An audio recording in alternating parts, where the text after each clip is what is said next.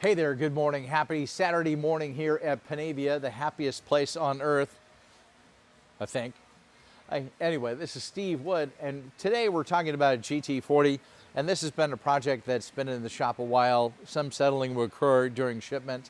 And one thing I want to draw your attention to is these cars, when they originally were designed to build everything like that, were basically the first monocoque chassis. Say that with me, or monocoque. Monocoque, monocoque. Unibody, sheet metal box, basically. This doesn't really have a frame. The whole thing is the frame. The whole sheet metal construction is a frame. It's a box upon a box upon a box, and the sheet metal is very thin and can get damaged. And what we found with our friend's GT40 here is basically we had cracks in this, what I call the sail panels. And the sail panels have a top suspension arm that bolts here with a heim joint. And from loading and unloading the chassis, accelerating, decelerating, and things, that repetitive motion actually damaged the metal in there. We cut a pair of patches. You can see the pattern there. We cut a pair of patches to put on that thing out of about 60,000 sheet metal. That doesn't seem very thick, but when added to everything else and welding up the cracks, usually are doing okay. Other things, the shock towers. The shock towers will crack because they're very lightweight metal, so we add braces to it. We have several levels of bracing. These are from Pathfinder. This is Pathfinder equipment. We have a pair that I call the Russian tank tread mounts, and they're literally 1/4 inch thick steel, and so they really locate the shocks if you think you're going to be driving on rough roads.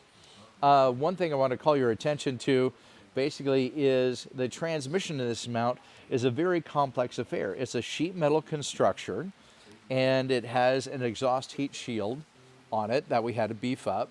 And then the mounts actually go in here. We'll show you the mounts here in a minute. But this is a very specific piece of equipment, has reinforcement rings in it and little liners for the bolts where it goes in. On the car, it actually goes in to this area, and it is a near interference fit, and we have to go after it with a rubber hammer once we're ready to go in.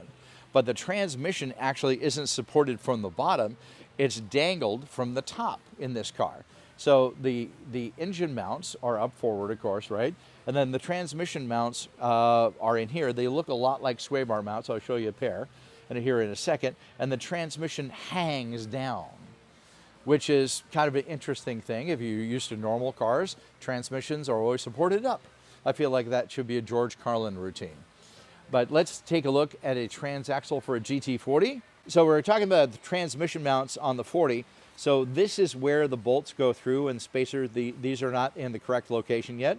I just had everything on the transaxle so you would not, we wouldn't lose anything. But these spacers actually go between the front and the back, and this one usually goes on the back of the unit. And these little guys here, these little urethane biscuits, go in those holes in the center of the transmission mount. And then we have special stainless fasteners that go over the 1/2 inch stainless, basically stud that goes through, and it helps you co-locate the whole thing. So this is a 2DS5 box, which is the same box used in the GT40 of a certain era and the Pantera.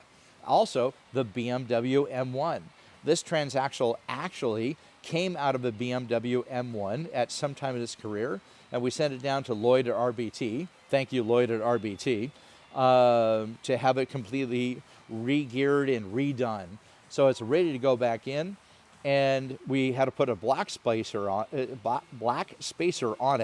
because we had a short bell housing, and the prior firm that had hooked all this stuff up had just the bell housing, a block plate, and they were crushing everything else on the inside, which you can imagine just caused havoc with everything. It damaged the transmission, the clutch was running hot, the throw-out bearing was almost destroyed.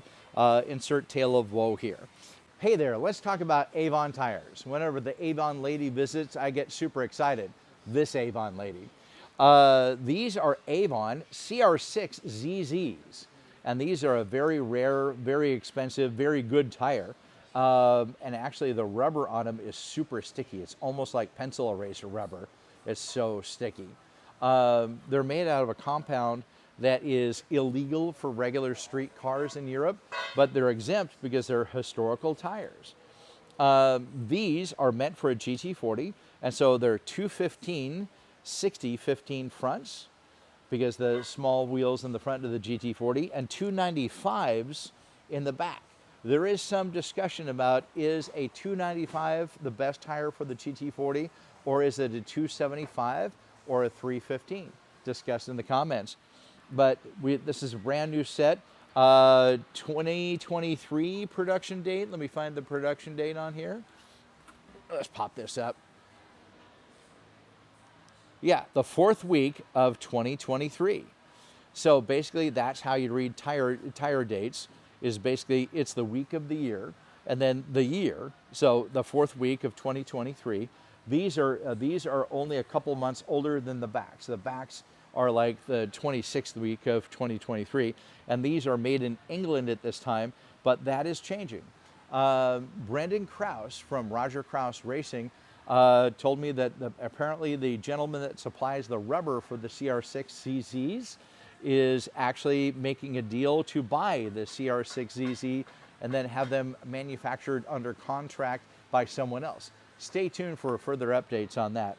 But Avons are the best tires in the world, and I can't say enough about Roger Krause and Roger Krause Racing and Brendan Krause. So thank you and have a great day, and hope your GT or Cobra is running well.